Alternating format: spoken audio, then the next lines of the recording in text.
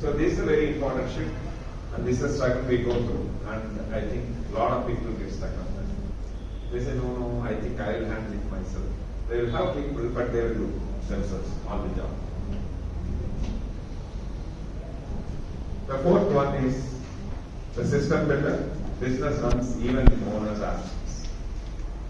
Team, building team, SOP, standard operating procedures, and professionalization are key. Focus on scale and brand elevation. Brand is company elevation. If you have brands, that's very good, whatever you do. So these are very important things. So building teams. How do I, even if I come here next 15 days, 1 month I am not going to be there, can the business run as usual?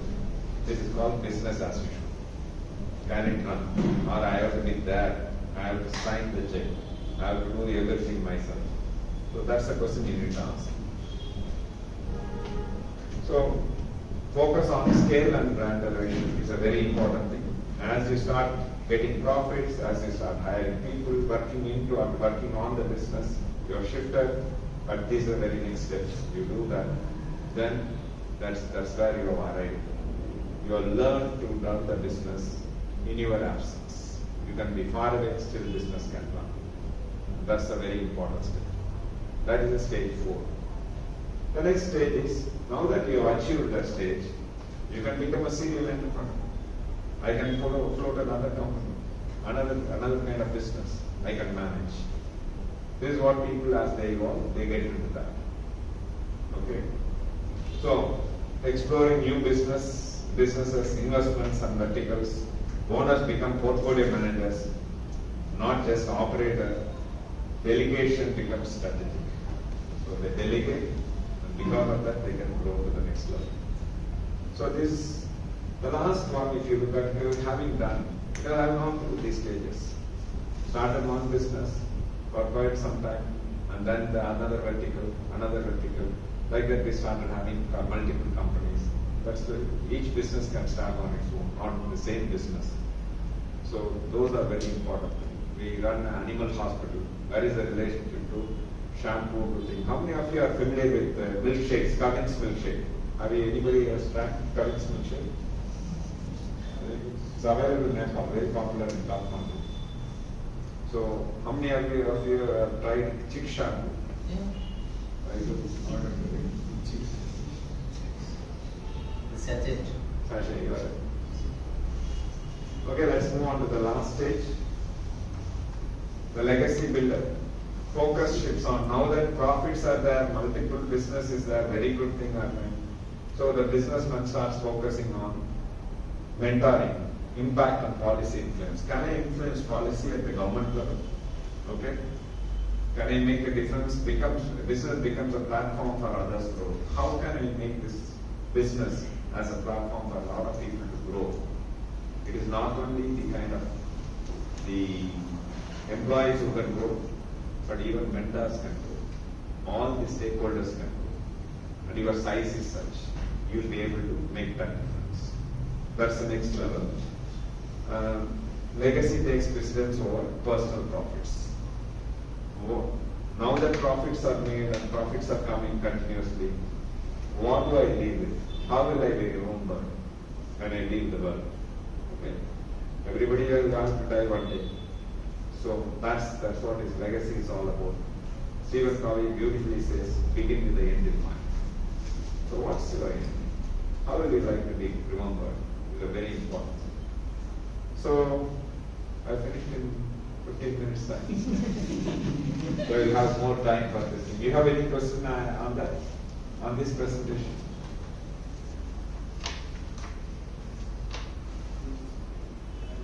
How the legacy become the over fossil profits? Last week. How many? Last week and legacy takes over the fossil profits. Okay. What's the question? The last thing you explain more. Explain What more. it means. Okay, explain more. Okay.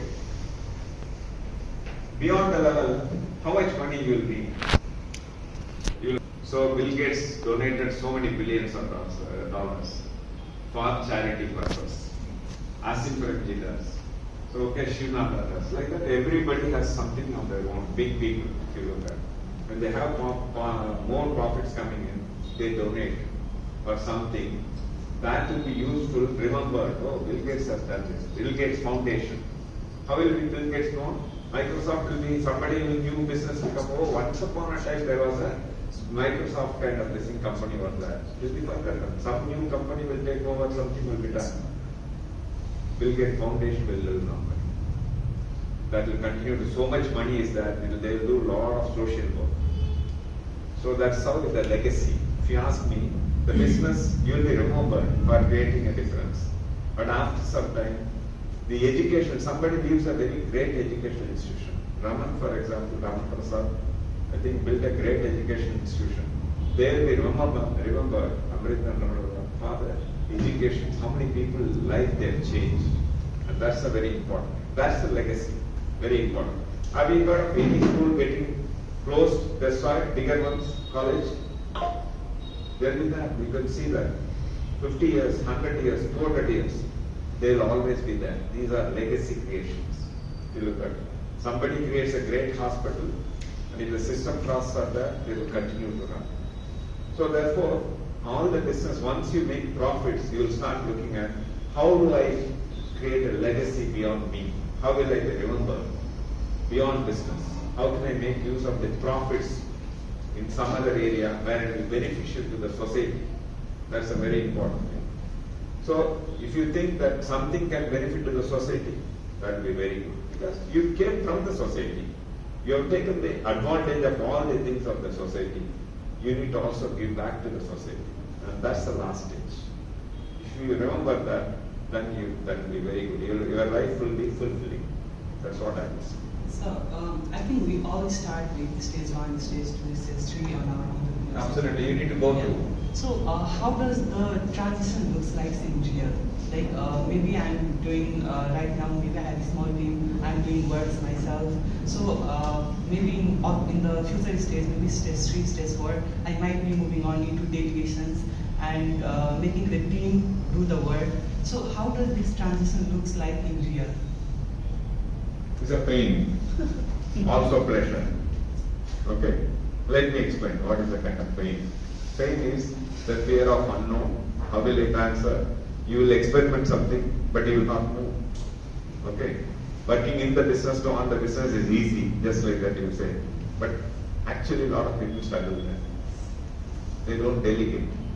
They have hired people, but still they do it themselves. Because they say, the way I cook, these people don't do that. Or this secret I don't want to teach them. Okay, you get up, you become your own kind of a slave. That's not easy at all. So that is where I think it is a kind of fear. And also, somewhere if you look at the confidence, I have come to this level, I can move to that. The perseverance, very important. These are very, I will talk about some more things. Let's look at some of the attitudes required. Let me take 10 more minutes, is that correct? Okay. So what is common across all stages? Some of the attitudes that are required. Okay. Grit, inner toughness to face rejection and setbacks. You need to ask yourself, if you have to succeed as entrepreneurs, do I have the grit? Am I tough enough? Or will I run away? Some challenges, something, struggle comes, say, okay, no, it doesn't work. Let me run away, go for jump. If you are of that mindset, it's not right.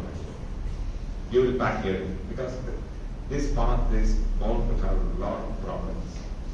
And every problem you need to see it as an opportunity to learn and move very, very strongly.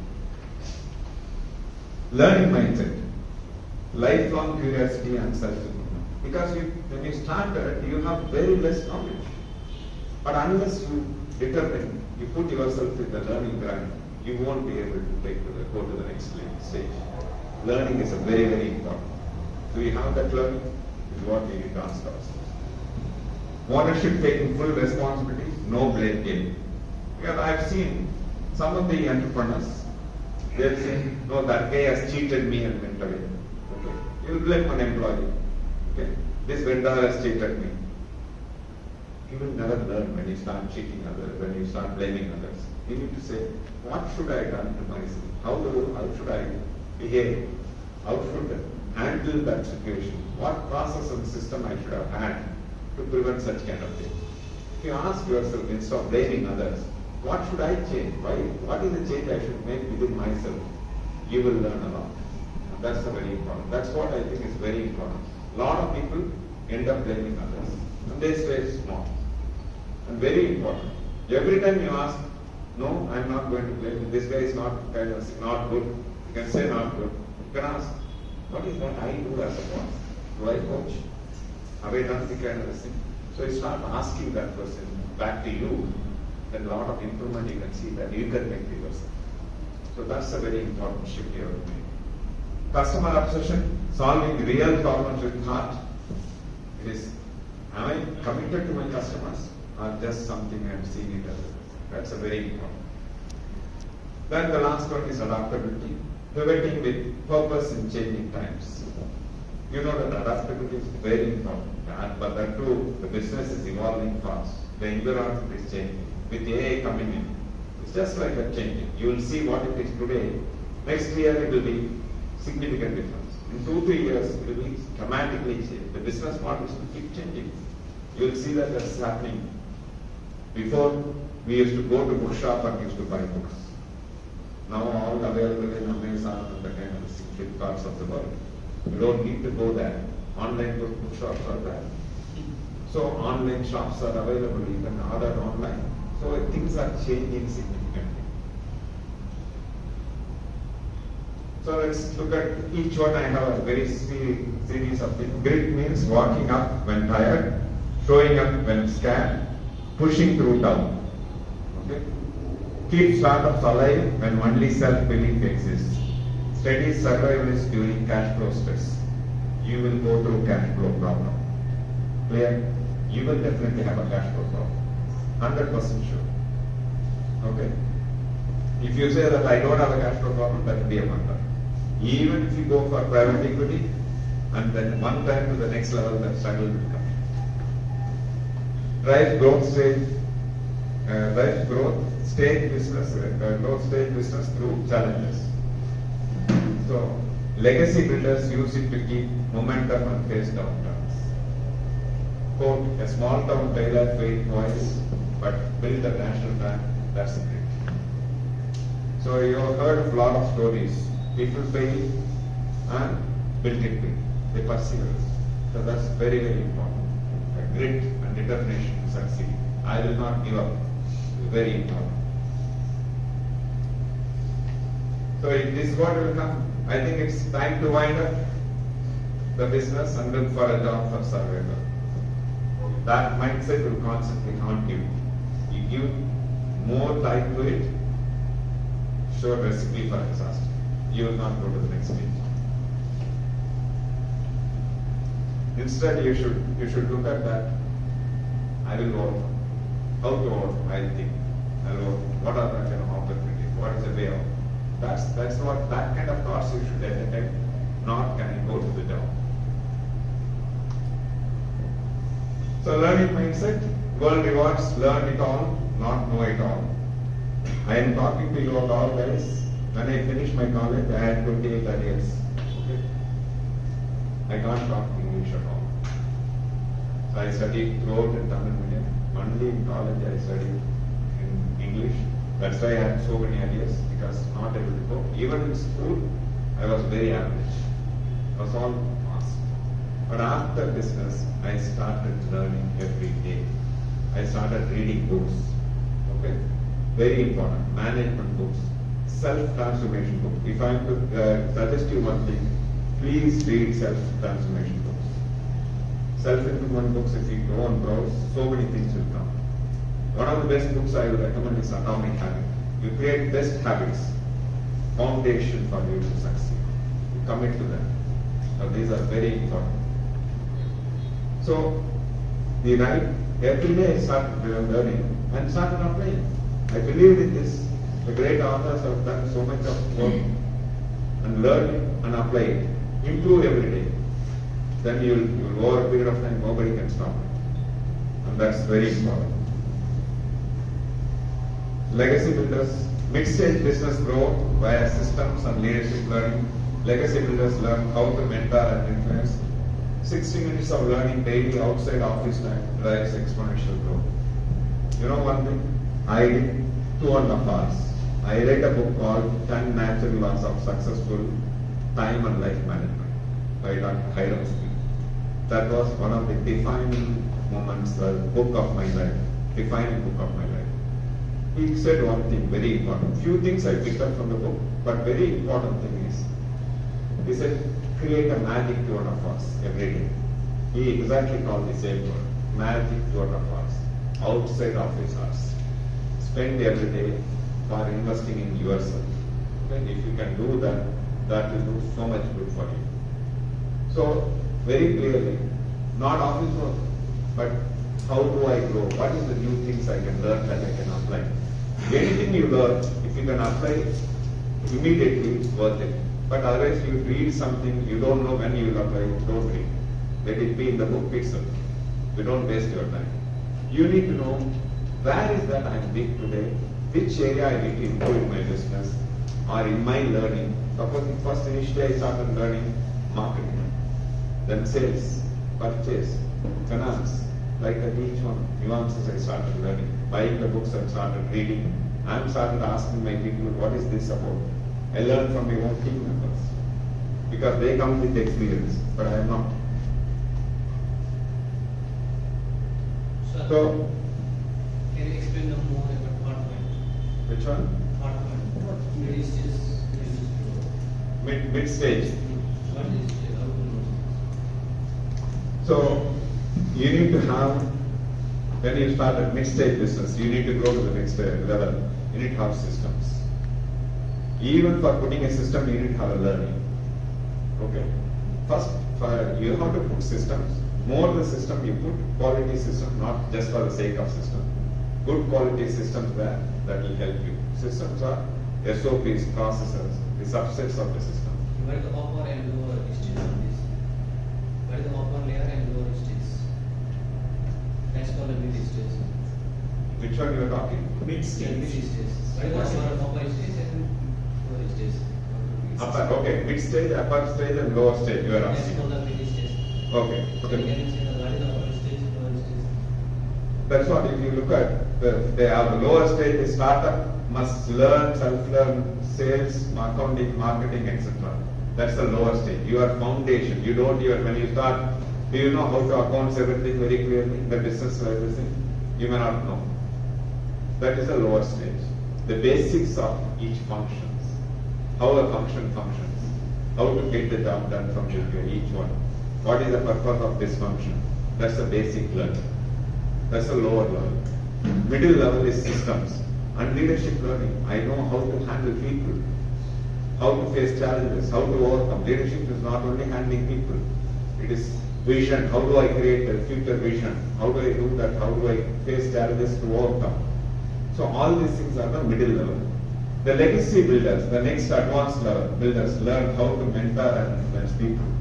How do I mentor more people so that they will be far more efficient and better? And can I influence more people? That's a very important. All these things are the next level, evolution of leadership. CKR, you might want to tell them about what we saw. You've got cameras, you've got many things in your farm, in your various things as an example of quality control and how systems and processes help in that, from very diverse experiences. I agree. So I can say about this thing because we are running short of time. So we have about 8 factories across India, and in Sri Lanka, Bangladesh also we have 2 more factories. Nepal we are going to put up a factory. Okay. So currently we have 3,600 cameras across, and we give value to the camera. It's not just a showpiece. The cameras are most valuable. We use AI. Now we have come to switch over to that. That SOP is not done. The machine has to be operated or cleaned in such a way. If it is not done, it will take take that picture, circle it and tell this is what is not done by this person. Every day there is a review whether the SOP is done as per that or not. Whether the cleaning is done as per the floor, what is prescribed on a daily basis. So everything is being done. And the review happens, supervisor cannot have all the time, he can't see what's happening in the next room, another hall. So that way what happens, everything is given, and therefore a very effective review, and therefore coaching. No, this is wrong, this is not the way to do it, let's do it this way. Again train people. So when you train and do that, over a period of time the errors start reduced, and you don't require more supervision. The people start doing on their own very well, not an issue. Only flag of the issues what they have not done well, the next day the training and dialogue happens. Period. Less supervisors, more self-governed. And this is moving towards, there is a kind of methodology called high performance work team. Once they are trained well, you don't require more supervisors. They themselves will do. Others will say, the colleagues will say, no, this is not the way to do it, you have to do it like that. So that's a different way of doing things. I will just move faster. Ownership, accountability, stop blaming, start solving. Don't blame others. You start solving the problems. Startups, everything falls on you. And that's the reality. Growing companies, good teams means strong accountability. You can't have somebody who is not owning. So you need to have somebody who is a clear accountability. Ownership is very important. Legacy phase, reputation becomes capital, ownership protects it. The person is having a full commitment to it, so they protect the legacy. Victims right, owners act. No employee is loyal. This is what people say. No employee is loyal and always looks out for another job. They stay for only a short duration. This is a mindset of a left behind owner. The backward looking, cribbing entrepreneur. Do you want to be like that? Nobody is loyal. You can keep blaming them. Instead look at that, what should I do to make them part of the problem? That's the important mindset. The last one, customer obsession. It is not discounting, it is delighting. Startups survive by saving every customer. Don't lose one customer. Be obsessive. Customer obsession is very important. Growing business rely on customer feedback loops. Go and ask customers, are you happy? What should I do? What was Amazon? How many people have used Amazon? Any of you? Like equivalent? Every time you do that, you have an opportunity to rate. Do you think they will waste it? They will seriously take it. What is that kind of thing? Very, very important. The customer feedback is very important. Any business, go and ask, what is my customer status? Is very important. So, growing business rely on customer feedbacks. Legacy brands grow through loyalty and organic referrals. Know your customer better than they know themselves. You need to know your customer better than they know themselves. That's it. I think the customer obsession, the treasure trail to loyalty and growth. Delight is the treasure, obsession is the map. The last one, there's one more, adaptability. Adaptability strategy, model, or mindset without losing core values is very important. So you adapt yourself, you model anything you find on the same mindset, but don't lose your core values. Values are foundation. That's a very important. The person should say, this person won't know this. Your own employee should say that. That's the level of very important. Predictability. What is values? Values should be predictable by your own team members. This person won't cheat. This owner won't cheat. It's very important. So every aspect of I don't think this person will do this. That's if you can make that happen to your own employees, you can build a team. Okay. Startup pivot till product market fit. Mid-stage adapts pricing, channel, delivery. Legacy phase reinvents to avoid disruptions. Those who resist change becomes history. Those who embrace it make history. So, you know the dinosaur story. It was once upon a time a mighty animal. Because of environmental change, temperature change, it couldn't adapt. It became extinct. We should become one. Same way the business challenges. Now what is the challenge we all face? AI. If you don't learn AI, some other person in Nepal who learns AI very well, who can apply in business, will kill your business just like that. So the adaptability is key as of now. But every stage, like AI, another new one will come. All the best. Thank you. Here I realized before I break my bones, I better get out of it, and then got into the smart building space. So fortunate for me, I think for all the entrepreneurs here, how many of you have co-founders in your business? So those who have co-founders have a good position to start in the initial days, because you need someone to bounce off ideas, you need someone to take, you have a low day, the other person will back you up. When you have a good day, he ends up having a low day, you back up the other person. That is one. Second, you will have complementary, you should look for complementary. Later, many of my classmates have become giants. I know that many of them have come from very humble backgrounds, very humble backgrounds. So IIT Madras was the one which gave them that particular power to grow in life. So that means education is the one which can make a significant difference to an individual. So I felt that coming back to India, that one of the things was to invest in education and to make sure India is, as you probably know, is a very young country.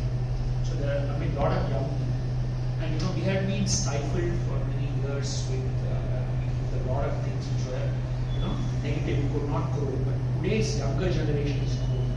So I think I see a lot of opportunity for people to learn. So whether it is technology driven like Meritus or a school education like medium program, I think it all joins together to make people, or today's session is also education. We are sharing. My school days was very average, suboptimal student. Was always like that. And after college, joint family business. I was briefly there for a 1 year period. 1 year I was there with the family. And then I said, okay. First I thought I was suffering from inferiority complex. My brother studied in English medium. I couldn't. So I thought they all will be doing very good job. But when I went into the business, within 4 or 5 months, I said, business is common sense. It's not a rocket science. So I'm not bad. So that kind of a thing. Then it became, once I started feeling confident, I started having a good discussion with my brother. Discussions became argument. Brother said, okay, this is not going to work. And I said, okay, I don't want to fight with them. Moved out of family business and family also. That was my defining moment. I told my family, I don't want any property in the property share, nor share in the business. Then I said I walked out. So the salary what I earned in the business, that is 2,000 rupees per month, that's 15,000 I had. I walked out. Then took 100 feet away, I took a small room for rent and started my journey. I think that's how it was. I was very happy that I did that, because I learned, I burnt a lot of midnight oil, lot of this thing to learn kind of this thing, and from there I this thing. Otherwise I would have been under my shadow of my brothers. I would not have put up so much hardship to learn and come to that. One by one I have learned, and I think no looking back. And that's what I would say, that this is my overall thing. And more I learned, the more I applied to that, business started growing. Everyday learning is my story, if you ask me. So that's very important. 3 different stories, 3 different journeys. Now I'm going to play a small yes or no round with the audience. I'm going to ask you a question.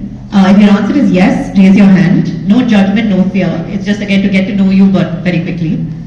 So the questions are going to go. If it's a yes, raise your hand. Should founders avoid VCs until they hit revenue? Bootstrapping is harder but better. An average product will succeed with great distribution. Product market fit matters more than timing.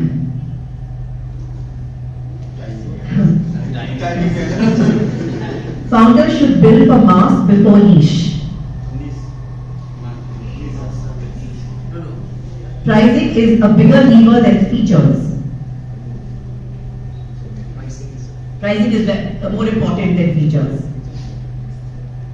Early employees should be generalists. Remote work is a disadvantage for early startups. Yes. AI will replace large teams. Early stage founders must ignore work-life balance. Grit is more important than intelligence. Super, fantastic. Now, back to our panel.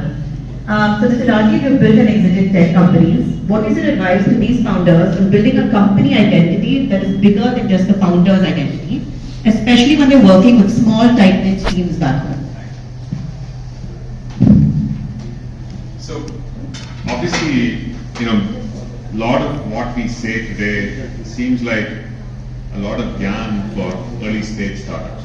Okay, you're very worried about what can I do for my revenue for next month to pay for my salaries. It is fair that you think like that, but many things which, like Mr. Ranganathan said, or many things which are being shared in a panel, will start staying at the back of your mind. When I said earlier about building an enduring business, in today's context, you don't need to be bothered about whether it's enduring or not, because at the end of the day, all that you're worried about is dealing with today and the present and the next month, right? And that's how you should be focused.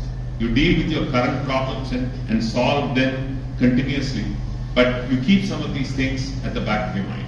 You really don't have as much an opportunity to think about at this stage, to think about what is my future, what am I going to do 5 years from now. But you still need, if you're in tech business, you certainly need to think about what is AI going to be adding value, or what is it going to be eating my breakfast. So having this mindset is really key. The key mindset is to say that I am going to focus on my today with a future in mind for the long run. So once you're able to build that capability and give your best in what you do with the right attitude. Mr. Ranganathan talked about attitude. Attitude is by far, it's not rated very high, but entrepreneur's attitude is something which is significantly important to make sure the business is successful. I mean, in my early days, my attitude towards my family was actually quite poor. I would not come home on time. I would spend lots of hours at work, and yeah, but that is not at that point the right thing for my family, but it turned out to be the right thing for the business. Because I was able to give that time, because I'm a non-techie, I had to learn to be dealing with technology topics. I spent the time to learn, and that is what changed my future in that business, and I became one of the best persons to go to for all my team members for value engineering and solutions and so on and so forth. So one has to build the right attitude focused towards the future. I have a slightly different take on the same thing. I think the role of family in a startup or in a business is very important. I mean, just imagine you are married, you have a spouse, and you have kids. Their inputs to you matter quite a lot. We cannot just say I'm only a startup and I'm going to work. So I think that it's a very, very critical part of the whole thing. So I mean, what Rajiv said was in the early days, but I know him as a family man also. But I think it is so important, because I remember the days when we went through around the 90s, and government of India had to open up the economy, and we were all caught completely unaware of how the economy was going. So we had a television business, and we used to make 5,000 color televisions a month. I mean, fairly large volumes. And all of a sudden, the business model went for a toss. Completely wiped out, right? LG and Samsung and all these Korean companies came. Their cost of capital was 2%. Their bank interest rate was 4%. Whereas in India, we were paying 24% bank rate, whether it's capital or for your revenue, and we had to pay a punitive margin for imports of 200%. If I want to import $1, I have to pay $2. I have to keep it as margin in the bank. So we all got wiped out, right? And at that time, the banks also call upon the loan. So you're in deep trouble. But you don't have money. You're not planned for this. And in our case, we were expanding at the time. We invested a lot of money in SMD machines and the latest, because we were thinking we'll go from 5 to 20,000 per month. Right? Looking back in hindsight, was it a good decision? I don't know. But we took a decision at the point of time with the information what we had. But I think the family played a very important role. The way my wife and she educated the kids on what we were going through. Exactly what Mr. CKR was talking about. Will we be able to pay the next month's salary? How will I look after my child's school education fees? That's a challenge. So at that time, I felt maybe I should have read up a little bit of Michael Porter's theory of the 5 forces, which attack a business. Whether it is your vendors having superpower over you, or your suppliers having superpower over you, or your competitor coming up with something amazing and wiping your feet out, right? Or governments. Today the world is very strange, the way things are happening. We don't know what the global trade will look like 1 year from now. I don't think anybody in the world is able to predict it.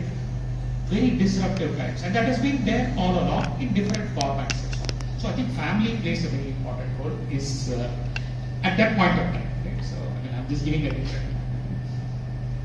Well, I give that mic. It's easier to shift these mics around rather than require time.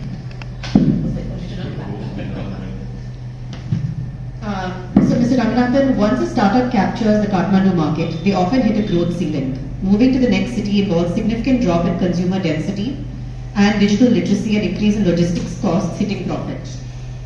It's too loud. Okay. You famously won the Indian market by making premium products affordable through sachets. How can these young founders rethink their product delivery to tap into the bottom of the pyramid population in Nepal? Thanks, So, there are, how many of you are in consumer products? Anybody in consumer products?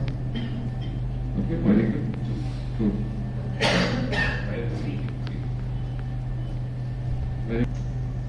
So, one of the famous things I would always say to entrepreneurs is, don't do a me too. In a startup doing a me too, you can still succeed. One of the difficulties that the product will be equal, okay? The packaging will be equal, our service will be equal. You go to and present it to a customer, you have a mobile phone, I also have a mobile phone, same features are there. So what is the next question will be asked? So your compounding price. Only talk is price. If you start bringing it equal features or lesser features, it will be price. People will put you down on price. When you reduce the price, your margins will shrink. Okay. Do you think with a lesser margin compared to your competition who is established, will you be able to build a market share easily? No, not easy. Because you are giving more discount. Unless the price is disproportionately lower and still I can make money. The price is a differentiator. For example, I have a kind of this thing, which one I will say. Apple is 1.5 lakhs phone. Okay. You go to buy a Samsung phone, you can get it at 15,000 rupees or Oppo at 20,000 rupees. 1.2, disproportionately lower. Okay, almost similar features. May not be this thing. The brand value may not be there. Almost everything what you ask is almost there. So, do you think all can afford Apple? No. A lot of people will buy. So for someone, 20,000, it's a value for money. For someone, it's 1.5 lakhs is still value for money. So that way, what is very important, don't get into the trap of marginal, same price I will sell, but no difference in quality. Sure, sort of. Mostly you will hit a air packet, is what I would say. So the best one is innovation. differentiation, a meaningful differentiation to customer. That's what we did. So how will I make a difference is that when we had a 1 rupee shampoo, when competition all coming in, we said we'll make a 50 paise shampoo off the price, but still you can wash your hair. So price is 50 paise down, 50% down, very clear. We introduced it, no looking back, started flying. Okay. We created a value for money. And at that time, shampoo penetration, when you know what is penetration, out of 100 people in India, only 40 people were using shampoo. After introducing this 50 paise shampoo, it will jump to 99% in the next 7-8 years. We grew, market grew. So that's, you can create a value through price also. But if you can create a very different product-oriented differentiation, easy to pay, you can charge a premium, you can go on. That's why I very often say, there is somebody has a sweet shop, don't open another sweet shop next to the same person and having the same sweets, same price. Unless there is a you say my quality is significantly better. We have a very clear role. We are in service sector, also in products. Okay. The rule is simple. We have to be, our service or product to be 2 point better or by benchmark competition. Whoever I am thinking is my competitor, is my enemy in the field. Our service or to at least, if the customer rates ours at 8, the competition should be at 6. We have to find out the difference, what will make it that at that price point, and that's very important. Product also same, otherwise it will not be launched. Very clear. Either a 2 point better or innovative product, very different product. So it's very important. We follow this principle, the failure rates are much lower, is what I would say. You know, apart from innovation and price, the other differentiator is also trust. If your brand or your service is able to deliver a certain level of trust to the customer, so trust with the customer, trust with the employees, and trust with our suppliers are very, very important. It is not going to pay immediately. It is going to pay again in the long run. Going back to the point about building enduring businesses, this is a function from day one which you need to follow. You would end up thinking that, okay, if there is a problem, am I going to stand there and deal with it or am I going to run away? You have to deal with it. You will lose money on that given day, but that adds trust to your brand and to yourself. When somebody thinks of you, they will say, hey, that's the guy who stood out because he stood out to solve the problem for me rather than walking away from the problem. So for me, I think one more point would be trust. I will add a completely different dimension, but to the same point. One of the things which I enjoyed doing was to visit certain premium exhibitions. These exhibitions, global exhibitions, gives us a chance to see what everybody is doing. Because they're displaying the product, and you know their top sales people are there, and then you can go there and they will share with you all the things. Now this is a great learning. Because if you try to go into the market and learn, very difficult to learn. But in exhibitions, it's like everybody is in one large place. Yes, it's a little expensive to travel, but that's the type of investment which I'll just share a story. We used to visit as a TV manufacturer a fair in Berlin called the IFA, International Funkausstellung. Funkausstellung is a German word for TV. Right? So we Indians had to stay in East Germany and every day, East Berlin, and cross checkpoint Charlie. Many of you won't understand what I'm talking about, but this was US controlled, that was Soviet Union controlled. Right? So we didn't have foreign exchange, so we used to travel there. We were allowed to stay only in East Berlin. Anyway, I have been to that exhibition at least for 6 years continuously, and I have seen in the innovation area people talking about smartphones even before, like 10 years before it was launched. So it gives you a very, very powerful position of where the competition is. Today in Las Vegas, the CES just got over, the largest show. Right? By visiting there, you will understand where is the technology direction going. people were talking about Tesla and EV 10 years back, but today it's much more advanced, right? So in your industry, whatever makes sense, that big exhibition would probably help you understand where you're coming from. So different dimensions. I want to also give you from where Raman said, I will pick you one concept. You have come to India, okay? And there is a concept called borrowed innovation. Have you heard of that? Borrowed innovation. So there is something done here in India or elsewhere, but that's not available in Nepal. You can pick up that, you can be the first there. But Nepalese, that will be the first kind of thing. It can be it's a borrowed innovation. A lot of people succeed on that. Okay. So we also like kind of this thing.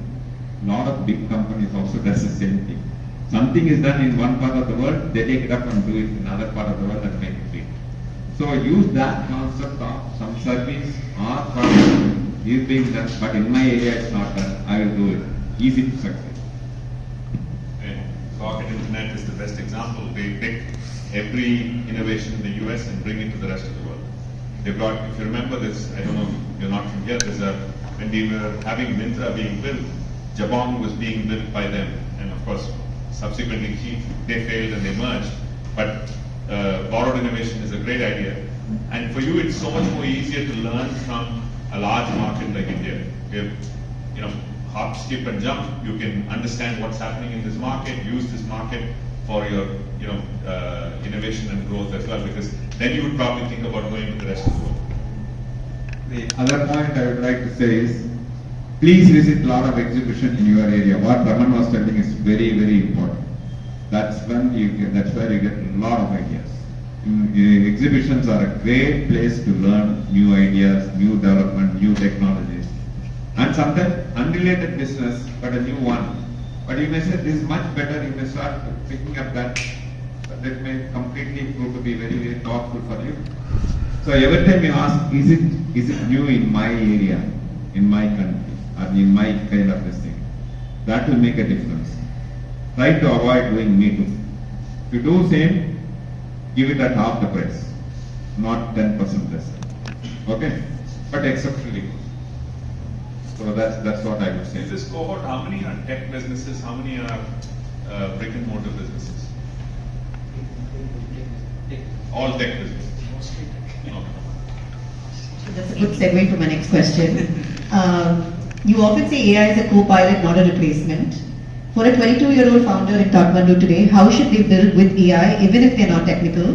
What is one AI capability every founder should personally learn in the next 12 months?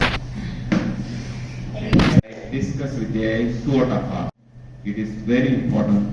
You read something, you think how to apply. That's a very important case. I'll talk about that sometime later during the kind of thing. As to what is that your morning routine, but that will redefine you. It's very important. You don't do the same thing, mail reply and other things, paper and other kind of thing, office work, don't bring it at home. Start investing in yourself. How do I do it to the next level? Coming back, I would say, one of the important AI skills is anything you do. Have you used AI to programming, for programming kind of this thing? Use it. Which one you use? GitHub or what? Very good. Very good. So, have you crossed it with another AI? Which AI you use? I would recommend at least use 3. Debate. Okay? I use a debate. I have 3 iPads. Okay? One is phone and other things. I put them on, I give the same task to the kind of this thing and tell them this is what we are trying to achieve. And each one talks. When one talks, another one will listen. That's the way they are built. Okay? You know the debate going on, I will also interfere as and when I require, and eventually you will get the best. Create a debate amongst AI. Because like, I want something, I have 2 intelligent people. Have them. and see that what do you get? Much superior output. Okay? So that way I think it's a very important thing, shifting over that, what I get. For example, what is the process, okay, I do, business model I do. Anything in related, in my office there is a rule. Nobody should come to my room for any approval without checking with the AA. Senior level people, they have minimum 3 AA connections, some of them have 6. Okay, my R&D people and all have 6. Because with consulting multiple AAs, we thoroughly create so much more innovations. Very important, one. Okay, second thing I would say that is, nothing will get approved because my room, if you look at it, if somebody comes, immediately we ask AA. It's a kind of the same. The AA speaks in loudspeaker. People know that, okay, why you are not asked like that? They say, no, they come with the caveat, we have consulted AA, everything is done. So it will be easily approved. For example, consulting, this is what has come. They add their value. I incorporate that and fine-tune my model. Then I also collect parallelly information from my vendors and other extended stakeholders about some of the inputs for collecting about my product or anything. So whichever required I will add. Then I go back to my well-wishers, friends who is in business but may not have my domain expertise, like Raman, Rajiv and all. Hey, this is what I am planning to do, what's your view? So they are non-competing, they are happy to help me with their talks. I factor in their talks and fine-tune it. That's why we make presentation in forums. Then once it is done, the model is more or less ready. In the meanwhile, you go back and forth with every time with your own team and do that. Finally, I also tackle, even including software. How many of you are tackled? AA, how many of you in AA related business? Do you know that there are consultancy offered per hour, $20 to $200 per hour for AA? How many of you are tapping it? Please tap consultants. One of the best things finally, before do. Whether you are creating a product, a telephone, or anything, mixture, sweets, please use the best of expertise in it. LinkedIn is the best source. Connect with them. So once you do that, I think it's very, very powerful. Finally, your thoughts are finally well evolved, your ideas, thinking. Go and implement, the success rate will be far higher.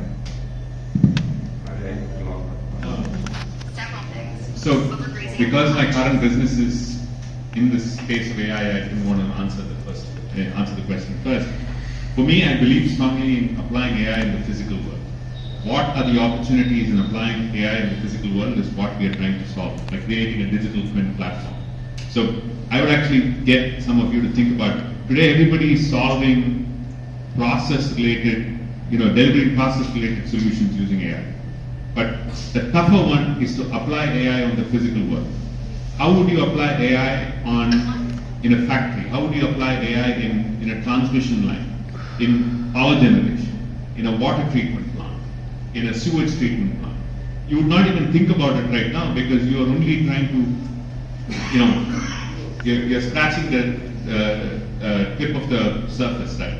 Because we are solving so many process-related problems in businesses. But the real opportunity is to apply AI on the physical world. Think of solutions for that. And that's why we created a platform like ours, because we don't build the solutions, we give you the technology platform for you to build the solutions. If you are an expert in water treatment plants, you can solve water treatment plant related problems using AI on our platform. So I just wanted to let you think about that as an area of focus, as using AI in the physical world. From my perspective, a couple of things we do. We teach what is AI to school children. So we start from grade 4 and take them up to grade 12. In fact, we have a career technical education course of about 160 hours in AI and data science with Python, because AI and data science are more or less merging together. Having said that, I think it's important for the next generation to know what is AI. Right? I think what everybody is talking is Gen AI and large language models. but you must understand what is the basics of AI. You know? How does the Gen AI work, or how does the LLMs work? Is the second aspect. Why I described that AI is a co-pilot, I think my previous panelists have already spoken quite a lot, because it has to support us, right? And we test it quite often. Right? Now I wanted to build, children ages 4 to 10, right? So spent a lot of time on the LLM models to come out with the features, what ICs can be used, how do we connect to with Gen AI, and also things like what are the guardrails. You don't want a child at the age of 4 to start getting some crazy answers on sexual issues or pornographic issues, or something which may harm the child. So what are the guardrails I need to build? Quite a lot of work can be done with the help of AI. If I try to hire some consultants, etc., they would also be scratching in the dark, because it's a new area, such a product is not available. But as the CKR said, you can't totally depend on it. I'm also challenging. I said, hey, there's a product called Bubble Pal from China. How come you didn't take a look at it? What are its features? Check out the Mandarin language. Go deep dive into, what they're doing, and then come back. In the meanwhile, I've already ordered for Bubble Pal to see it physically and how it works, etc. Right? Before we launch a product, we are at about 50-60%. We are going to the Nuremberg Toy Fair. Aditi is going with the product again to test market it, and then we're going to take a call on tooling and many other things. So AI becomes your companion or co-pilot in your development. We never had this before. As young people, for you should simply deep dive into AI, or maybe platforms like what Rajiv was talking about, or having multiple AIs arguing with each other to come out with the best solution. So I think AI must be used by everybody in the organization. The only caveat which I would like to put is, please use a paid AI when you're going to develop something for your company which is of value. Otherwise, you can use a free AI. Because if you're developing some IP or something like that, you don't want it to go to the rest of the world. So it's better to buy, I think it costs $20 per month or $25 a month or something, or $300 a year at the basic version. And it can go up. Right? So you have to determine what makes sense to you or to your company, and invest in that AI. I think that is very, very, these large language models are very good. Gemini, I find, is excellent for giving me circuits. Technically, I find Gemini working very well. ChatGPT is good for something. Perplexity for marketing, very different ideas come out of it. So, and it's evolving. Cloud is something else. Each one of them is working from different directions. So we have to take the maximum out of this technology. And the final point on this technology is, I had a chance to visit CKR's farm in a place called Kadalur, which is about 3 hours drive from here. And there he is been developing Persian cats, different types of monkeys, cockatoos, ostrich, emu, small ponies. That tiny cows are there. I think they are known as, I forget the name, Pocono cows. He's developing them, right? And everything is, and in his farm, he's got people who are 6 standard pass, 8 standard pass. We are not talking of people. And he has provided all of them on their smartphone, ChatGPT, and they're speaking to it in Tamil, right? And they're asking questions. So the vet is giving a certain medicine, say for this ostrich to lay an egg or something like that, more healthier, and etc. And they're arguing with it. And they demonstrated that whole thing. It is not something to show just because some visitors came who are friends of the boss or something like that. They were demonstrating real-time use by people who are 6 standard pass and 8 standard pass. That completely, our group was, said, oh my God, this is new. He's walking the talk. He's not, he's just not talking and giving some high-flying talk just for young people. I've seen it happening. So it's very powerful.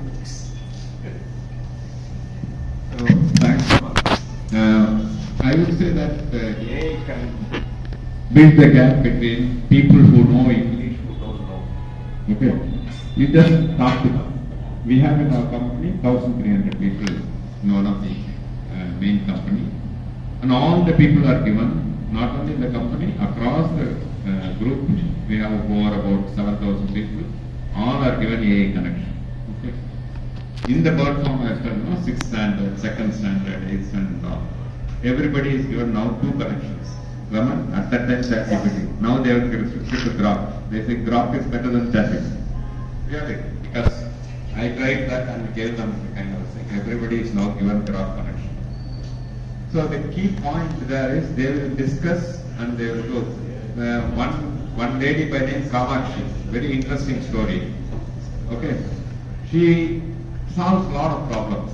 Discusses with the photograph of the bird, not a sick bird, and discuss this, what is the symptoms, this not eating, and kind of the thing, and show the kind of the thing, the kind of excreta of the bird photo, and put it in AI, discuss with that. It will tell this is the problem, this kind of thing.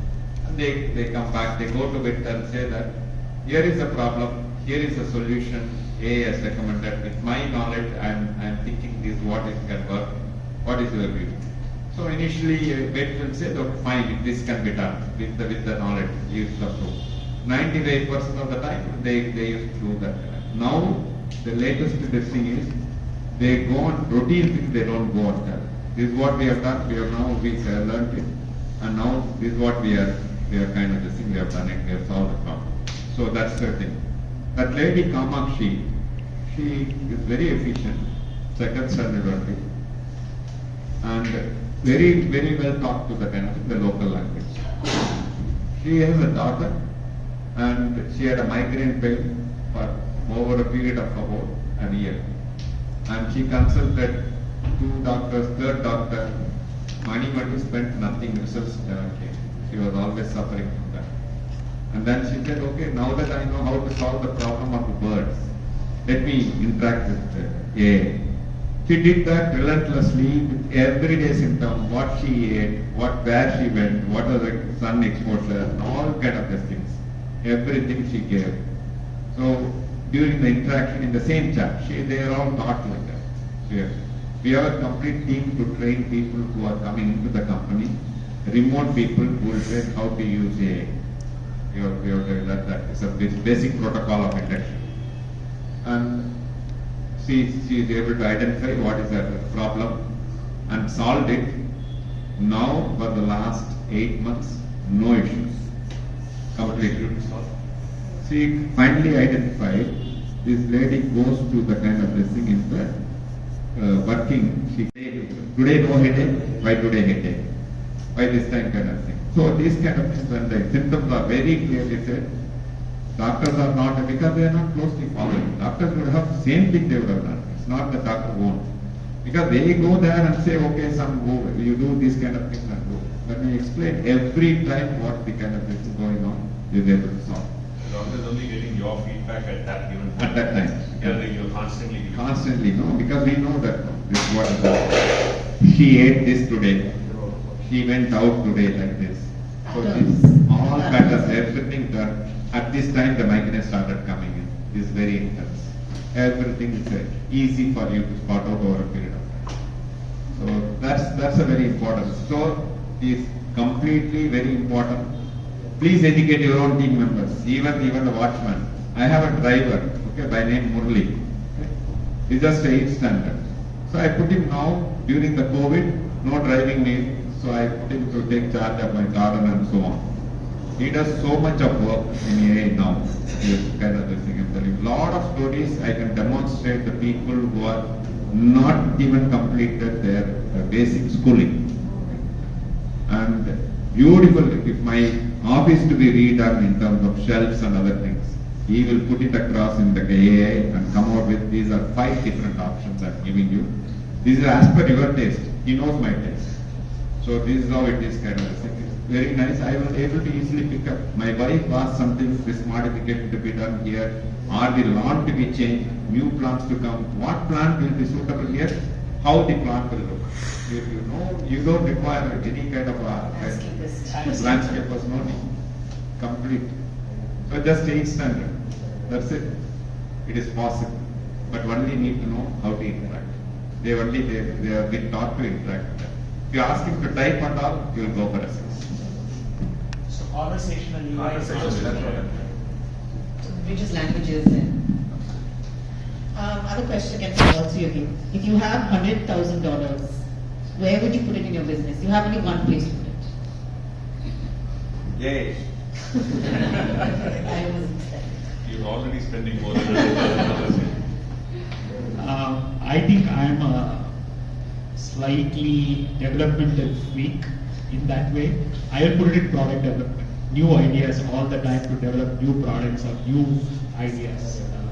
It may be a completely biased, may not be true for everything. But I invest a lot of my time and resources in trying to build something new all the time. But that is me. For me at this stage, it's geographical expansion. I think our product is out there, on top of, meet most applications. We just need to be there in every geography to find partnerships and grow the business. Sorry. Yeah, answered already. You So said the yeah. answer, yeah, correct. He said yeah. Mr. Rajiv, so from an investor's lens, what must a Nepali startup demonstrate to be investment ready for cross-border capital, let's say from Chennai to Silicon Valley? Yeah, so unfortunately I don't know enough about Nepali market apart from going there on holidays. I think the significant opportunity for any Nepalese business is, as I said earlier, to use India as a test bed. If they succeed in India, then obviously it's a logical expansion to go to the rest of the world. And I think the answer is also relevant to each independent business. There are some businesses which are tech, there are some which are FMCG products. I don't think there is one answer to all of them. But depending on the different businesses, I think the answers would be different. So Mr. CKR, CavinKare brand feels familiar and warm. How do you consciously design trust into a brand from day one? So like some tips or tools or... I think trust comes out on 3-4 factors. The first one is quality. The next one is consistency. If not once it will be good, sometimes it will not be good. Every time I use it, it will be consistent. That's very important. The third one is availability. I am confident that when I go there, it will be available here. Okay. Then the very important thing is, this solves my problem. Something, I look for something, this also solves my problem. So if I'm better than others, it's the same thing. At my price point, whatever I can afford. So if this is kind of meeting my need, whether it is an emotional need or a kind of missing real need. Sometimes it is a kind of emotional need. But people say, I would like to be seen with a kind of Louis Vuitton bag. It's an emotional need. So that way, whatever, if it satisfies that. If you ask me Louis Vuitton bag, is it of a very high quality? There are much bags which are much better quality. But the brand name, kind of the emotional status, symbolizes the status. So like that, I think if the brand can live up to that, the kind of consumer expectations and consistently and making it available at there or any time, I think you are there. The trust is created. And for that, you need to communicate constantly. There is one thing in English. It is not sufficient to be good, but you must also make others make that you are good, particularly your customers.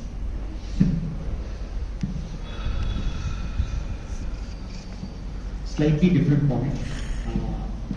What CKR talked about this from the customer point of view, which is fantastic, right? But also trust has to be built within employees. So that means, like one of the factors, let us say, come what may, on the 31st of the month, I'm going to pay the salary. It's not going to be first this month, it's not going to be third this month, the next month, it's not going to be 7th another month, and consistency. Right? Then, with vendors, you must be very clear, be very tough in your negotiations. But if the vendor has submitted the bill, you build trust. Like what he was talking about, the fact is that the vendor sends goods to us, even on credit, he's not demanding any advance or anything, he knows it will be paid. I think that definition of your organization, I think it's very, very important. And you have to demonstrate it month on month, year on year. It is not easy. Because all we need is one case where it's broken, then you get a bad name. So this is something which as a young person you should know. And the third thing which we all know is please pay taxes on time. No, it's not worthwhile fighting, trying to say, okay, this GST, I will do this at 18%, this at 10%. We focus on building the company, don't get into the statutory issue. Then government also will not come here. They know this company is going to pay the tax on time, and they give the correct description as what it is. You are not here to play the fool. A lot of people are playing the fool. That's a different thing. They may be doing very well also for themselves. But I'm saying generally as a startup, if we can get the trust built from these factors, I think. Just to add to Raman's point, I'll share some life experiences. When he said about consistency and paying on time, very early in the day, I understood the fact that consistency is not just from the point that you're building trust with the vendors, but it also brings structure into your organization. We used to negotiate 30 days, 40 days, and then we'll pay 60th day, 70th day, whatever it was, because that was the mode we were going. And at one given year, we changed that to, we will negotiate a 60-day time period or a 90-day time period with the vendor, depending on who it is. But on the very next day, 61st or the 91st day, the payment will go. There is a reason why it is good for you. Not just because you will save on some interest costs or you will play with their money, not that. When you pay on that given day, it gives you clarity as to how much cash you need at any given day. If today 6 people come and ask you for payment, because you are past the due date, so all 6 are eligible for the payment, how will you make the payment? You can't. But if you have the 61st day model, you will know today how much money do I need. So there is a big plus for yourself in planning and scaling your business. I think that's one singular thought process. The second thing, I'm taking all 3 points, what he said, and adding something. Talking about transparency. In my life, there was one period where we were really short of cash and we were not able to make payments on time. So it came to our mind that the best way to deal with it is not to walk away or run away from this problem by not taking calls. But we wrote a letter to the entire, all suppliers, saying on this day your payment due is so much. We are going through some financial stress right now. We will pay you on so and so date, which is 30 days from then. We had letters people responding back to us, saying we appreciate the transparency, we appreciate that you're telling us the truth, and we look forward to receiving the money. So they don't forget that, they know that you'll get the money, and they know that they're not going to walk away, and they're also reaffirming that, okay, please, you make sure that you give us the money at that time. The third one about taxes.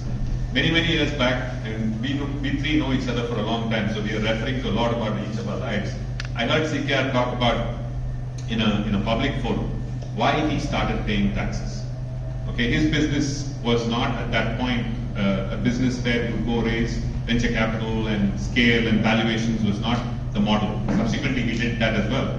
But his fundamental reason to pay taxes was, if I pay tax, I am, in the view of the bank, a very credible business. And hence, they will give me more debt. Very logical reason for it. And for those who are in technology businesses, you pay tax. That means you're actually paying, you're booking all your profits in the business, and you're paying taxes on that, which means your valuation is going to go up, right? 10 rupees you take out of the business is equal to 100 rupees within the business, because that 10 rupees is multiplying 8 or 10 or 12 or 15 depending on the value multiplier you use for your business. So it's 150 rupees or 200 rupees for your business from a valuation point of view. So all 3 points what Raman talked about with this as value adds from my own or lessons from some of our lives. One one important thing I would like you to know, we all are entrepreneurs and starting. How many of you know there are 7 stakeholders in business? Do you know them? Do you know the order of priority? 7 stakeholders in the business. The first one is the customer. Okay? So that's the order of priority also. Who is the last one? I'll tell you. First one is the customer. Okay. So 2-point getter or innovation. This is our principle. We are very clear on that.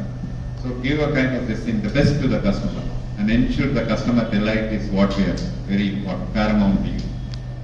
The second one is employees. Okay. Not only pay them on time. I didn't pay my employees on my time. I saw my dad giving it on the 5th or 10th of the month. It's okay. Sometimes it is some struggle of cash management problem. It goes to 12th or 15th also. And you will never attract good quality people at all. Please understand. One very good guy came to me, and he is a very promising guy. Almost my second immediate very strong person in the company. He said, I am resigning and going. I tried to persuade him, no, you have a bright future, you are going to be next promotion and all other things. I don't want rent, I can pay on time. I can pay my school fees for my kids on time. I can pay the kind of this thing, the provisions, all these things, credit I need to buy on time. I can tell my wife that I will get this money on a particular time. Here I am not careless. So that's the lesson he taught me. From that day onwards, he started paying on time. The next one, if you look at the vendors, I never used to pay on time when I started. Next day, 1 week delay, 10 day delay, like that. So one day, one vendor called up, it's already 15 days due, overdue. Okay, I have to pay. Immediately I told my staff, tell him I'm not there. Phone was ringing on the other line. Quite natural, no? You try to run away. I mean, I asked myself, what kind of a leader I am? I am telling my staff to say that this kind of thing, that run away, that I am not here. So I gathered a lot of courage and told my staff, connect him, I want to talk. So on the other end, he was shouting at me and said, this is not on. So with a lot of this thing, I said, okay, I got that due, what is he supposed to give me, I got that. And told him that I will settle it in the next 15 days time. So he kept on shouting, but I borrowed. At that time, I went on to borrow at close to 54% interest rate. So that's the kind of things, interest rate I borrowed and paid. But that day I slept well. I realized that when I even borrowed and paid, I am able to settle my vendors on time, my employees on time, I am able to sleep well. So that's when I said, okay, I'll go and borrow. Because nobody can give me, I didn't have property to do, I didn't have banks to give me at that time. So that way that was very useful, and I started becoming, it's a habit to pay everybody on the last working day of the month, not first. And also kind of the thing, vendor paying every time on due date. Now yesterday I was reviewing last month in our company. What is that? 94% of the bills are paid either on date or 1 day before. 6% not paid. We now go to the extent, why the 6% not paid? They are all because they have not submitted the bill on time. The service providers, small vendors and all. You know what is the call we have taken? People don't pay us on time the bill, not giving the bill on time. Don't deal with them. Give them a warning, 1 time, 2 times, but in the next 3 months time we would like to be 100% payment, all the bills. My finance is one of the MIs for me now. This month there were 4,822 vendor payment due. We paid so many invoices on time and so much are due for this reason. These are MIs. Because it's very important for us. Why I am telling you is keep those kind of sensitivity developed in you. That will help you. Because business is all about doing business with other people's money responsibly. Other people's money responsibly. If you behave responsibly, you will keep on growing. If you behave irresponsibly with other people's money, you will get spotted. And that's a very important thing, is what I would like to say. The fourth one is bankers and financial institutions. Three stakeholders, I said. Fourth stakeholder is bankers and financial institutions. Everywhere I did mistake. I borrowed money from the Tamil Nadu Industrial Investment Corporation for one of the kind of company. I didn't pay it on time every time. I paid the due, but delay, 1 month delay, 2 month delay, 15 days delay like that. And then I cleared the loan for the machine what I bought.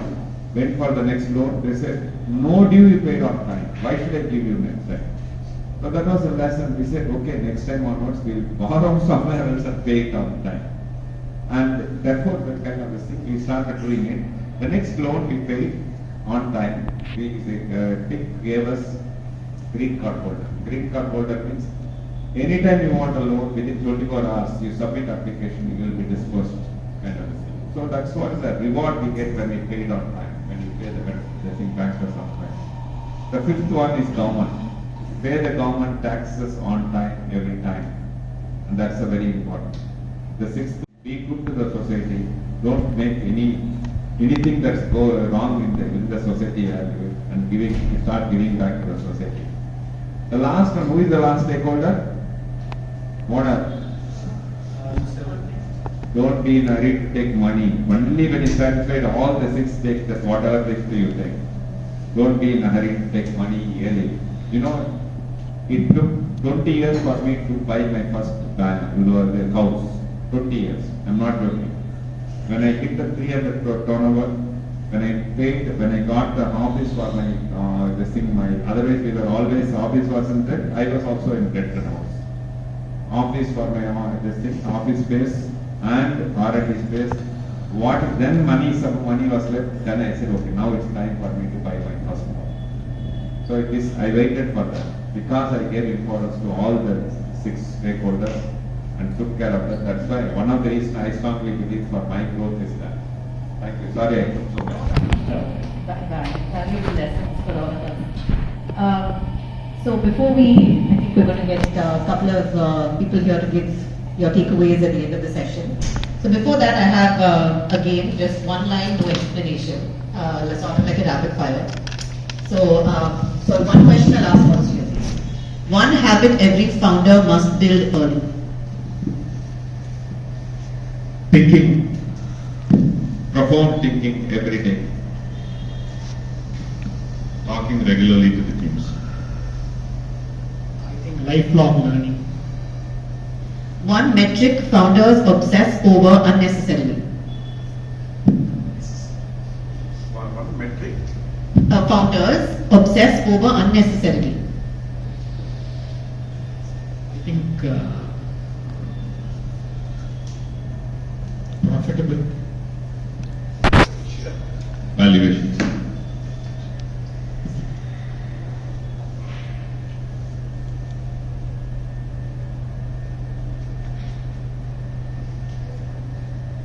Blaming others. One book that shaped your thinking.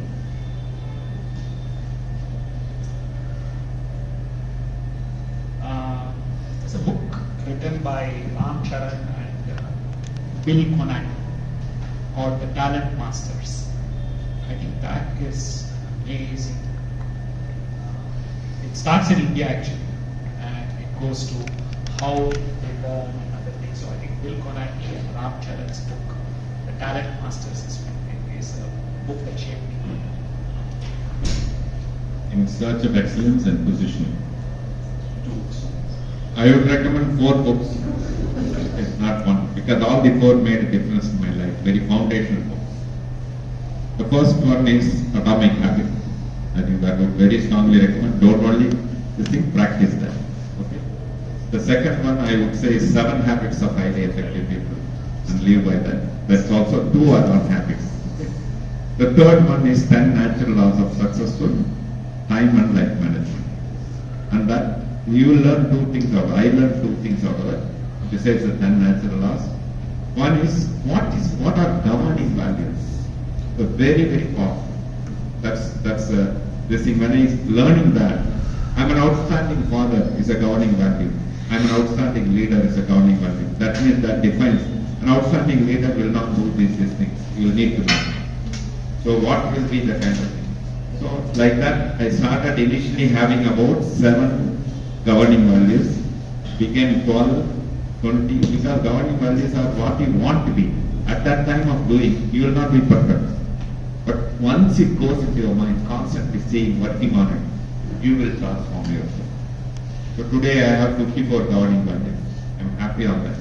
When I look at the list, I'm living by that most of the time, all the kind of things. So the next one, if you look at, is the magic of thinking big, is what I would say. So that's by Dr. David Schwartz. Entrepreneur requires that. Don't try to think small. How the thinking big, dramatically, how the psychology works.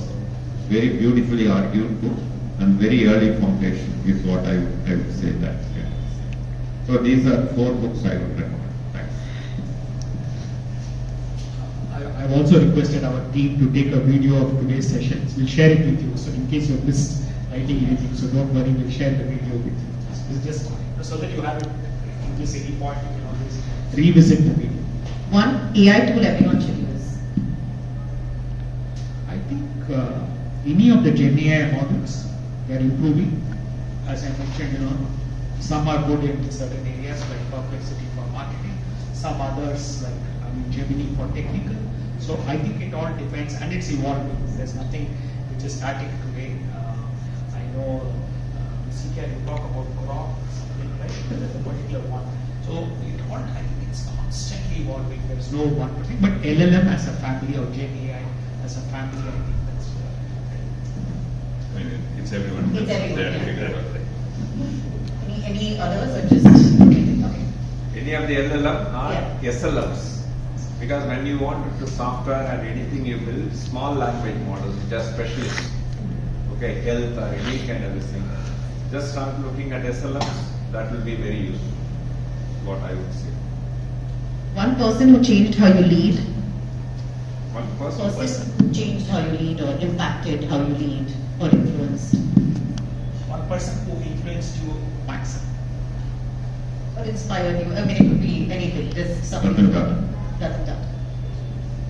All my publishers, the authors of the book, what I said, every book author, because I learn a lot.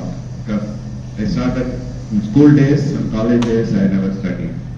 Now it's become a way of life. Every day I study. I start reading 15 minutes and think, if I have some good, powerful learning points, and think about how do I change and apply this. If it is benefiting organization, how do I change? If it is benefiting me, how do I change? Changing yourself requires a strategy. Please don't underestimate. And that's a very fundamental strategy. Okay? Every time the change is a very thing that will haunt you. It's not easy at all. You know emotional quotient. EQ. How many of you know EQ? Correct? EQ has 2 subsets. One is managing yourself. Another one is managing others. Managing yourself has 2 subsets. What are the 2? Self-awareness and self-regulation. What is self-awareness? I need to learn. This area is self-awareness. Self-regulation is I will ensure that I learn regularly. Okay. One simple example I will tell you. How many of you want to be on diet and on health and other things or exercise? I want to do regularly exercise. Okay.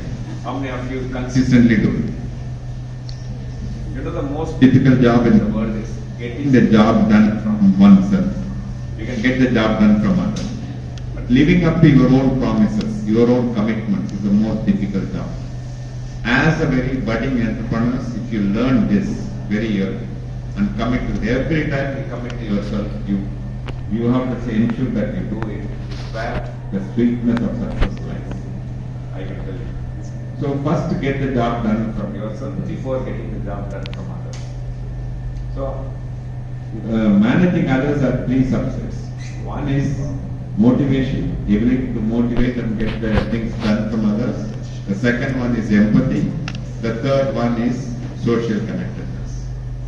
I can talk about that lengthy with depth and example, but paucity of time I stop with that. But all I would like to insist upon you is please commit to yourself. Once you commit, Ensure Sure. don't Sure. You know New Year promises. 99% of the New Year promises when in 2 weeks time. How many have taken the New Year the promise? promises are living up to that. Now, Today is 10th. Huh? Yeah, so approaching That- the deadline. How many of you have taken New Year promises? living by that. Not easy. And that's how it is. Because you have it, you take a commitment, live by that. That's one One thing I would like to very strongly emphasize. Thanks. So one person who I really admire, who represents grit and resilience. I have been to South Africa and then he traveled from Johannesburg to a small island on which he was incarcerated for I don't know how many years. Terrible. When you look at it today, it's like a tourist spot. But if you actually try to just sit there and see, it's scary. But this man was not broken. He didn't get broken. And in his mind, he had a vision, and he lived that vision. So to me, Nelson Mandela is a person. So I would now like to welcome, I think we requested a couple of you to give your takeaways. So if anybody wants to give your takeaways on the session. Was it useful? Boring. Very much.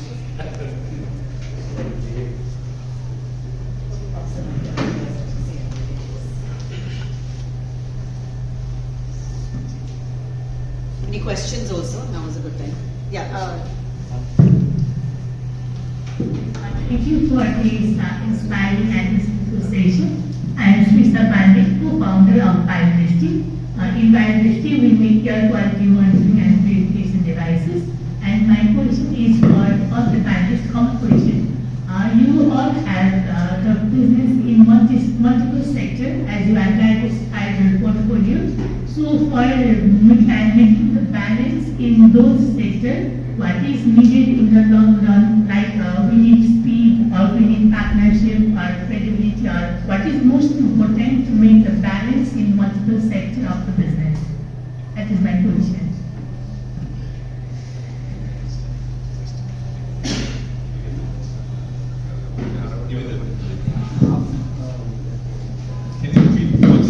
You are talking about the attitude required to man over multiple sectors of business or what? Yes, attitude and other things. Sectors. Now, one of the important thing is one business to another, the value system, the credibility you need to establish with all the stakeholders. Only then you will be able to establish another one. Otherwise you will struggle with one itself. So the fundamental I would say is the values are very important for you. It's a foundation. But the other thing when you wanted to do that is the delegation, systems, processes. Okay, in your absence, business need to run. Otherwise, you can't do that. Next, multiple ones. But personal traits, if you ask me, like one of the important things, can you keep on learning it? Can you keep on adapting yourself? Because based on the evolution. If you are adaptable very well, you keep learning also well, I think you can definitely grow and sustain multiple sectors also, is my view. So your ambition seems to be growing to multiple sectors.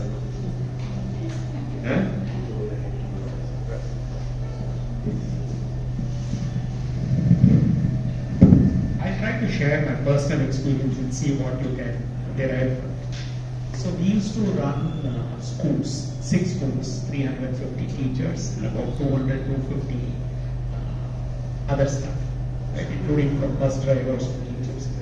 So dealing with school education in 6 campuses, as compared to setting up an tech company, calls for completely different skill sets. Right? Here there is a clock. You know, the schools have to work 200 odd days. They have to teach, and every 40 minutes there is literally it moves systematically. But whereas in an edtech firm, it's very different. You have to understand what each business model is to make it more successful. And if we talk about common parameters, HR is very common. You have to look after people, you have to pay them on time. All those are the common factors. But the non-common factors would be something which you have to determine what really makes your business unique. Spreading yourself too thin is dangerous. Right? or only focusing on one business could also be dangerous. So there is a case to be made out for both. But you have to stay focused. You can't be in too many segments. And this so happened to be one of those giants like the Reliance company or something. They can take risks. But at your level at startup, we need to be very careful in our risk assessment. That's what we do. So I don't know your context and I don't know where you're coming from, but if someone is running multiple businesses in multiple geographies and multiple sectors, I think one function which one needs to have is lateral thinking and the ability to connect the dots. If you're able to build that capability, it will stand in good stead in the long run.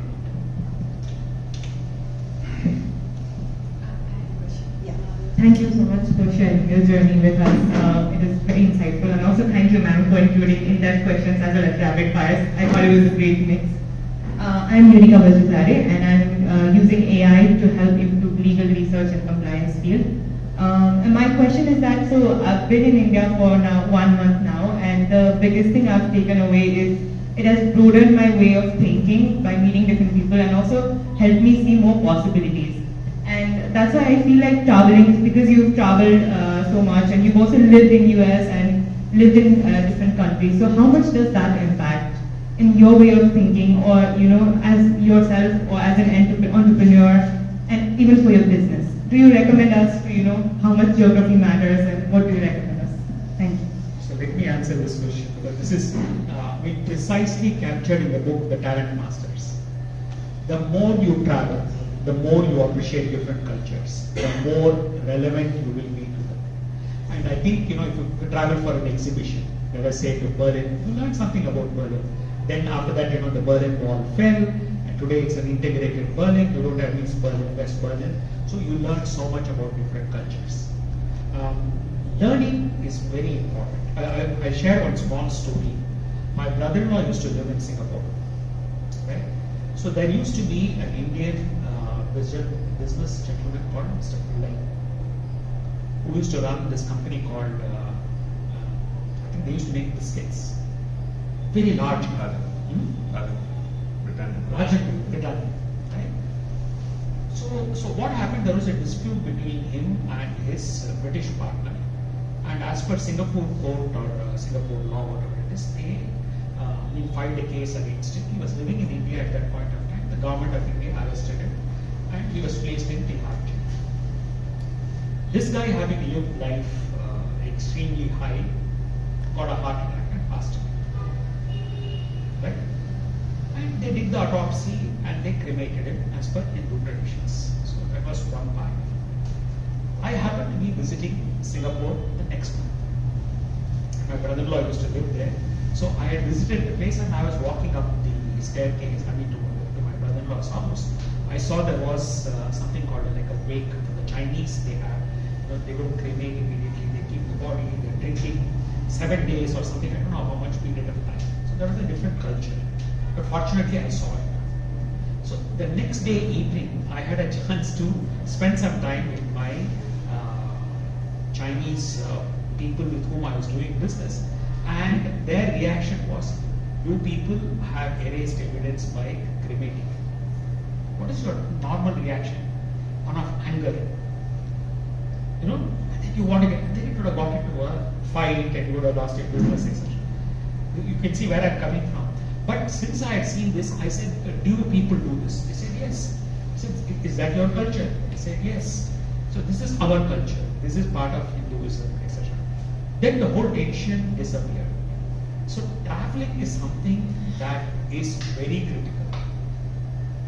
I think when you have children, please take your children on so long. Traveling is absolutely relevant. If you stay only in one place, you become very, your mindsets get warped. So the more you travel, the better. It's my perception. So for me, everything is relevant to the time and space you're in. Today, if you're going to say, I'm going to travel the world and learn everything, and then going to implement it in my business or in what I'm going to do, it's not going to be, you might even lose your drive to build your business. At this moment, focus on your business. What you want to know about your business, you will learn from the internet, you will learn from whatever opportunities you have. But then the business moves to the next stage is when you have to upskill yourself. And that is where you would go spend some more time. So I'm a strong believer that there is a time and place for everything, and you got to do it at that point. I would say travel does two purposes for me. One is a break, rejuvenation, and that's very important. I take a break only for thinking. I go with a list of 20-25 topics. I come, stay there, undisturbed, think, and write, take my notes, and come back rejuvenated. That's one thing. Relaxation, family, vacation is another one I do. Third one I do is also exhibitions, learnings, meeting other associates, business associates, learn from them, having discussions with them. I think these are some of the important things here. Pick up products in the market. What is this product? What is this service? Can we do it in India? So that way what happens is there are quite a lot of insights and learning. So that way it's very powerful. For me, learning is a very important thing. That way. Every time we learn quite important. Thanks. I would just like to add one more thing. I think it also would be meeting new people. It doesn't have to mean traveling beyond cities or wherever it is. It could be even within the community.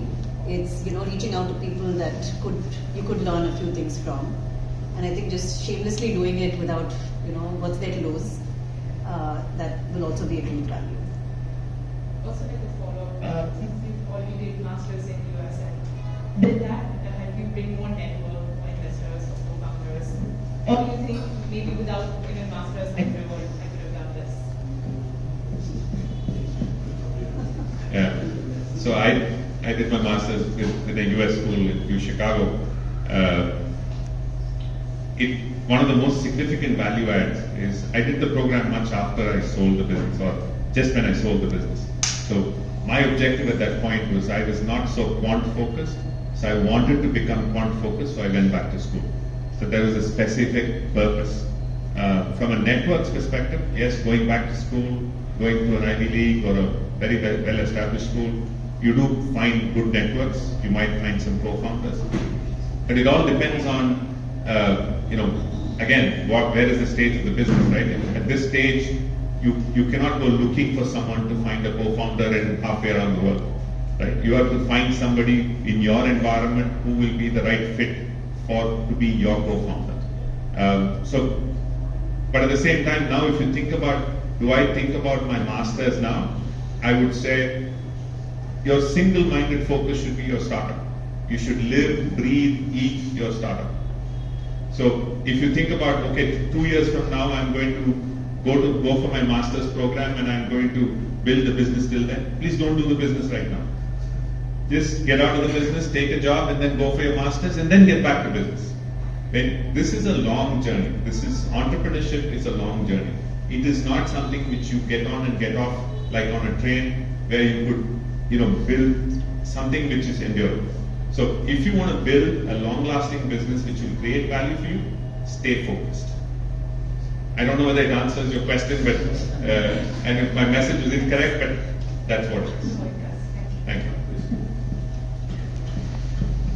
I was just drafting questions. I had a lot of things in mind, and I just created 3 questions, and you can pick any of them. So, firstly is that when you started with a good cause, because when we think of business, we think we want to do something good. So, how did you translate a personal vision into something others generally believe and created a profit-making business out of it? And the second question is, what are some early mistakes you made building your business and the work culture that you wish someone had warned you about earlier? And the third one is that we talk a lot of good things in the entrepreneurship, but what part of entrepreneurship is never spoken about on stage, but determines whether the startup survives or collapses? And so I want to learn about what's the act behind the curtains. Thank you. Yeah, so I'll try to remember all 3 questions and answer all 3. Slightly long though, but so first of all, this is what I would follow, and I'd say you should consider it. I don't think you should try to build a business because it is doing good. You should build a business where there is a specific problem which you're trying to solve. So don't go into, I mean, again, the normal nature is to build a solution. But if you understand the problem well and deal with the problem, that is where you'll get an enduring business. That's point number one. Point number two of your question was, the third one is about what is it that entrepreneurs you don't speak about. So I think one fundamental thing is impact in your personal life is something which people don't talk.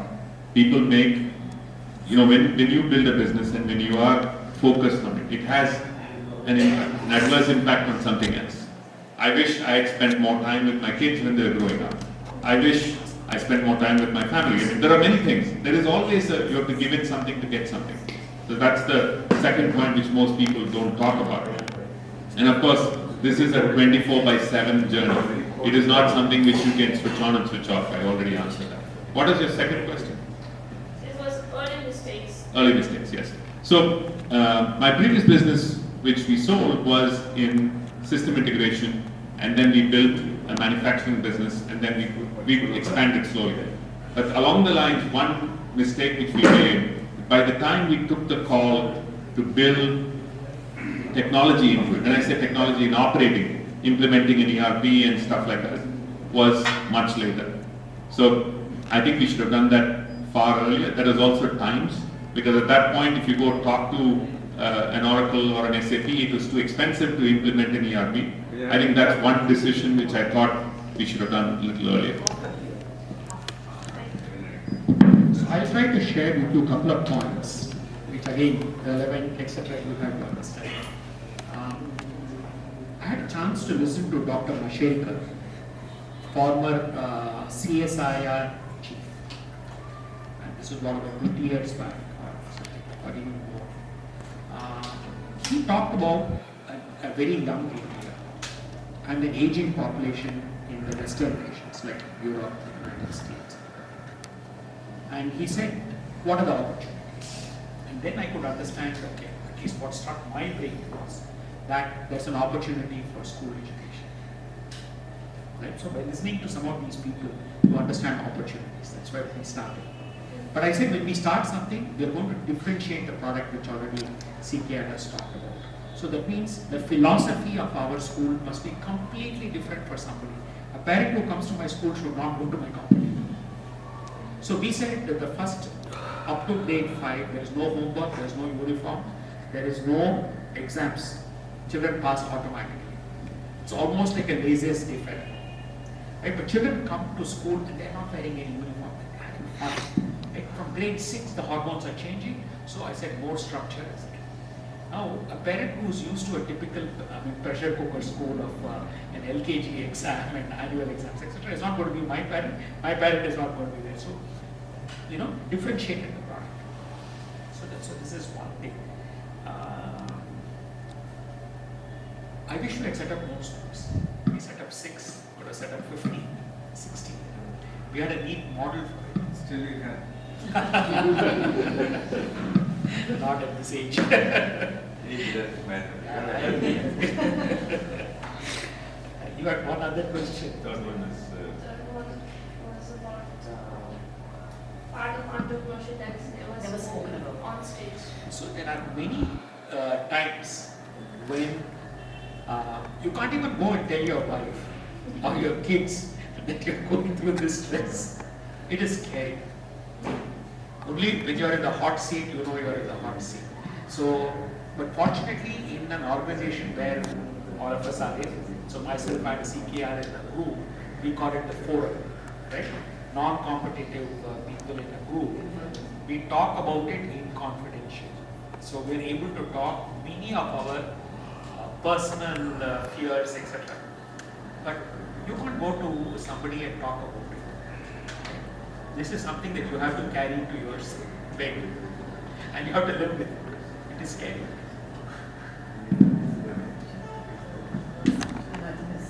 Any other questions? Yeah. Any other questions? Yeah, you want some. Thank you. My question is for Aditi. Like as an angel investor, I keep engaging in emerging markets in multiple ventures. Maybe speak up without the mic. Yeah. It's echoing a little. As you have been investing on multiple tech startups in different ventures, like what are the key prerequisites that you consider if you have to invest, or angel investor like you wants to invest in a Nepali company, in policy level, in company level, and even founder level? What are the prerequisites you have been thinking, so that we can do something like change their reform or motivate like this, so that this investment will be done from the angel investor of India to Nepal? One thing is this, my question for you. And my another question is for Ramana sir. Like you are in STEAM in this, like we found this in STEAM in education, like these things. There are sometimes the business and the social impact is also correlate. So is there any special program you have been doing for the social impact like these things, or you have been merging that things in the business? So can I repeat your question? For me, it is For me, for what would I look for in an entrepreneur and in a business? for you and you like investors, come in a Nepal and invest on a business, in policy level, in a company level, and in individual founders level, what are the things that you look for or consider, so that you That's what I said, yeah. So obviously, for me, the first singular focus is the entrepreneur himself. My interaction with the entrepreneur determines whether I would make the investment or not. Second, of course, whether the product market fit and the space they are in. I would not like to follow spaces which are largely chased by every other entrepreneur, because that becomes an even more difficult space to compete with, right? And third, I would look at the team. So your question was also about how Nepali companies would, I didn't get that part of the question, that's why I was trying to understand. What were you saying, that Nepali companies wanting to invest? He wants you to apply it to the Nepali situation. Okay. So I don't think I will differentiate between a Nepali entrepreneur or an Indian entrepreneur. Entrepreneurs are the same breed. They have to be evaluated more or less the same way as to what fundamental basis on which we're going to make an investment. But would I make an investment in Madagascar, or would I make an investment in a geography which is more safer?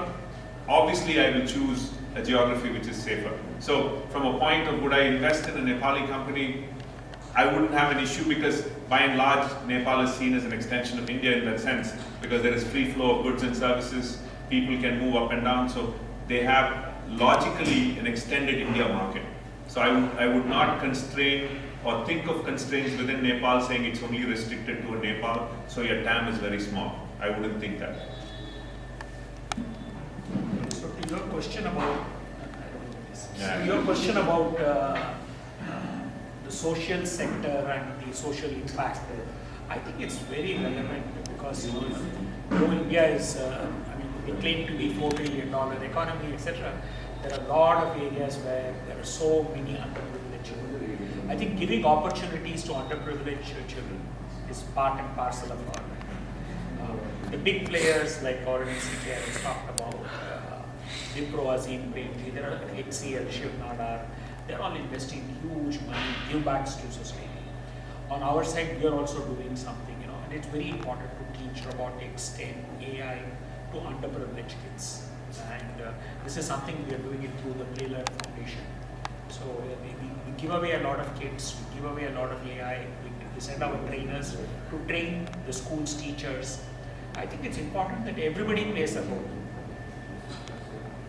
So giving back is a forward-looking situation. I think we have to do that as part of it. And we are focused only on what we know best. Now, I'm not going to go and do something in health space. Right? We are not good at that. So we focus on what we know well, which is education, and we try to help schools, underprivileged schools. We stay away from the government sector, because governments do things in their own way. We try to go to people who are really helping underprivileged. And that too in geographies which we know well. Where we can make an impact. But if you have NGOs, we can work. Social impact today is a part of leadership. If you as a leader building a business, you have to communicate to your team that you care about the environment you live in, and hence you would like to give something back to society. and you don't need to give tons of money for it. You just start giving time. If you're spending 2 hours every week doing some, maybe gaming, go spend the 2 hours on a social cause with a non-profit. Your team will start realizing that you are a person who really means to give back. And that means they will also follow you through that. And you're building a tighter, very strong team in that process. Somebody else.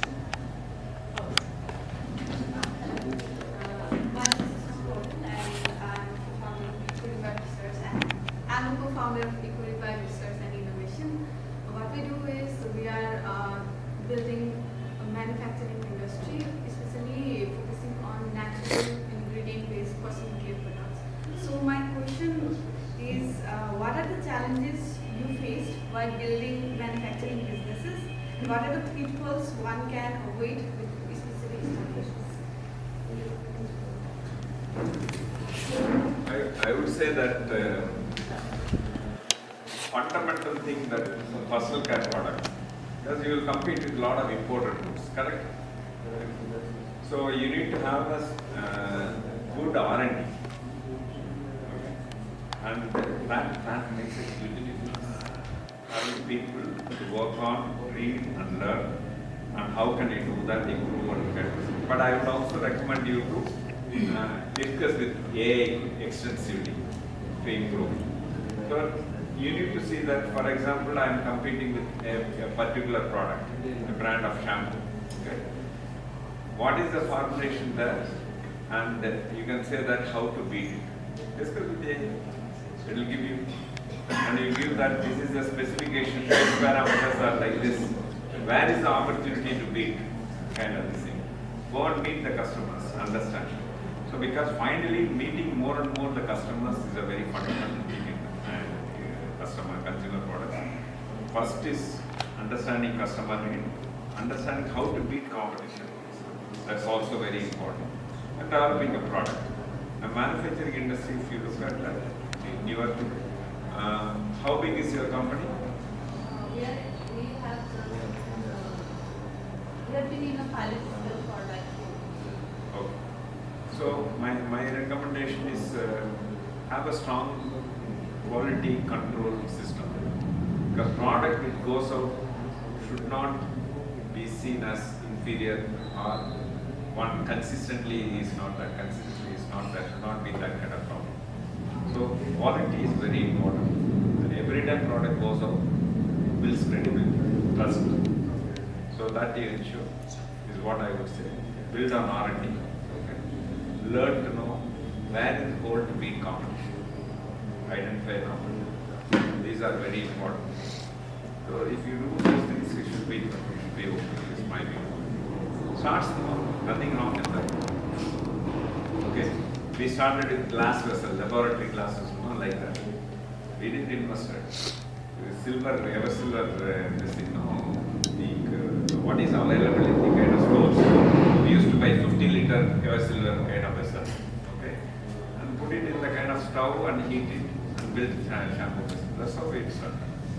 It's not that hard. Now if you look at, nothing is like that. It's all everything completely closed, pipe transfer, big vessel, 30,000 liters, one batch. Earlier we created only about, say, 10 kilos one batch, 10 liters kind of. So it's all mad. I used to stir with my kind of this thing, with the kind of silver kind of this thing. It's all done manually, but you can build it on. But quality is very important. How you make, nobody is going to notice. But will it be of quality? But be careful in personal care, microbial contamination. That's very important. Hand touch should be avoided. Though you can make it small, avoid hand touch and use the right preservative. Don't go beyond the limitations. And also follow international specification standards. European standard is the most toughest. I would recommend follow that. You will build yourself over a period of time. Can I add one question? Yeah. So I promised him I will give him one. No, It's okay. Or we can maybe close. 1 o'clock is fine. You can let him ask. During our startup journey, while we share our idea with our mentors, with other people, we get so many feedbacks, right? So, what do you think for all startup founder? How should we incorporate those ideas, those feedbacks? Because while we hear from some people, we like that idea, okay, this is good, and that idea is also good, that is also good. So, how should we avoid ourselves from distraction that we hear from mentors or those whom we follow? So, what do you suggest for that? My recommendation is a lot of things will be good. Just make note of it, what is good. Go back and see which one amongst those ideas. That will always be one time or other it will be useful, correct? Make a note of it. Do you use OneNotes? Do you use OneNotes? OneNotes, I use Google Docs. Google Docs. Yeah. You use something like OneNotes or equivalent, okay? OneNotes is Microsoft, let's say. You can categorize and save. That's a very fundamental the way you can organize. Very powerful. What I had 10 years ago also, I still have, I can able to see where I can, within 30 seconds I can go and access. You know 5 years? Yes. Like that. That's what it is in terms of storage of your ideas. I have where to store ideas. Ideas for kind of product related ideas, process related areas, management ideas. You can give your own definition. You can go and store that. This is one. Once you know that, just list down which will be most profitable immediately if you apply in your business. Making the list of ideas and legal. Whatever you learn, and keep listing it. Okay. If you know that this is one idea I can take and immediately implement, take that. Others let it sleep. Let it be in cold storage. What's wrong with that? If you store it well, it will be in cold storage. If you only just leave it, sometime you may not even be forget, you will lose of it. That's why I would say storage. That's why I would recommend. Last question. Sir, I am Sunil and I am into the aerospace domain. So I am the aerospace domain in Nepal is in the nascent phase. And the workforce is also limited because only a few institutes that provides aerospace education. So what will you do if you are in my place to motivate the people to stay focused because the infrastructures are not that much. So what would you do to inspire your team to work in this domain? So can you clarify what in the aerospace industry are you doing? Because currently we are working on a rocket, sir. Sorry? Rocket. Sorry. Cost effective. We are manufacturing cost effective rocket.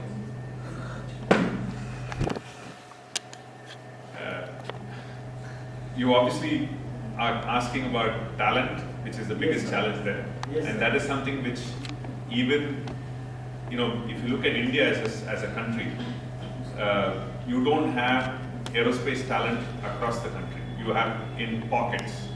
And out of those pockets, you have to find the right talent. So in Nepal, you probably have even a bigger challenge than that because India is a much larger country with more people and so on and so forth. So I would say you relocate to India to build your business. Yes, sir. Another question is most of the people after their bachelor degree, they want to pursue masters and PhDs, and we can't stop them or they are pursue masters. So how do you inspire them? At least they should have some work experience or at least we can build our founding team to have a good. I have a suggestion on this. It just struck me. There is a classmate of ours from IIT Madras in Kathmandu. I think he is the boss of KEI. Yeah, No. I think I told you, Raju, I told you about it. Hiten Pradhan. Why don't you go and talk to him? Whether, because he's got a lot of access to technology. He's a full-time, I think he's a director of the institute. Hiten, I'll give you Hiten's number. I have his Hiten Pradhan is his name. And you could talk to him. He's from IIT Madras, my batch, the same batch. And you could talk to him and whether it can be developed. And he might open up doors, which can help quite a lot. He already knows that I have met Raju and I've sent him some information. So he knows about this group and that so many people are coming. So that is one thing. And also what he said is, even in India, it's pockets. Try to build networking opportunities within India also, whether it is Lucknow or Trivandrum. While he's here, I don't know whether you met somebody from Agnikul. If you met IIT Madras Research Park. Agnikul is a company. Yeah, we were doing the small stuff.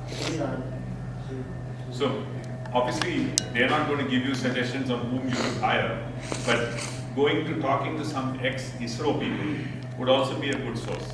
If any of them are closer to Nepal, where they are retired and they settle down, they could be used as a resource for you to win. The key is to find the right talent and also the knowledge. Aerospace knowledge is not something which I don't know whether you have, but I don't know whether anybody in your team has. But to find the talent, you would have to find somebody who's had that exposure from before. ISRO is a good choice. And connect through LinkedIn. LinkedIn is a very powerful source. Yeah. Write to the people, identify people who are retired, just retired now, recently retired. So those are very powerful things. Okay. The other one I would recommend also, I don't know about rocket science and how to advise it. Okay, but one thing you fire your team members through your vision. Motivation through vision. Because vision is a very powerful thing. Another one I would say is to sustain the motivation at small successes. If they don't see any success, then they'll say it's only one. So small successes are periodic small successes. Masters believe that yes, this will happen. Okay, all the best.